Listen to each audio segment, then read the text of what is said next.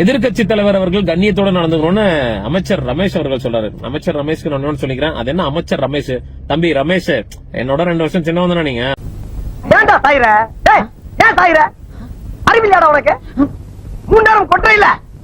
சொல்றத கவனமா கேளுடா. அதனால தம்பி ரமேஷ்னு கூப்பிட்டா போதுமானதுதான். இவர் கண்ணியத்தை பத்தி பேசுறாராமா. எதிர்கட்சி தலைவர் அவர்கள் முதலமைச்சர் வரும்போது எந்திரிச்சு நிக்க வேண்டிய அவசியம் கிடையாதுன்னு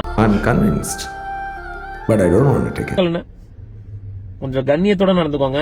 சபையில வந்துட்டு எப்படி பேசணும் நாகரிகத்தை கத்துக்கோங்க. விதிப்படி எப்படி, அதாவது அவையின் விதிப்படி எப்படி பேசணும்ன்றது எங்க கிட்ட வந்து கிளாஸ் எடுத்துக்கோங்க. திமுக காரன் அந்த கிளாஸ் எடுக்கிறது ரெடியா தான் இருக்காங்க. ஐயோ சாமி வேற கூட்டு போங்கடா, கோவத்துல போட்டுற போறேன். ஃப்ரீ ஆஃப் காஸ்ட் தான், காசெல்லாம் வாங்க மாட்டோம். உங்க கட்சியில இப்ப ஆல்ரெடி அந்த இன்ஃபுளுசர்ஸ்க்கு எல்லாம் வந்துட்டு ஒரு வீடியோ கொடுத்துருக்காங்க, அந்த மாதிரிலாம் கிடையாது. ஃப்ரீ தான் நாங்க என்னைக்குமே. வரீங்களா?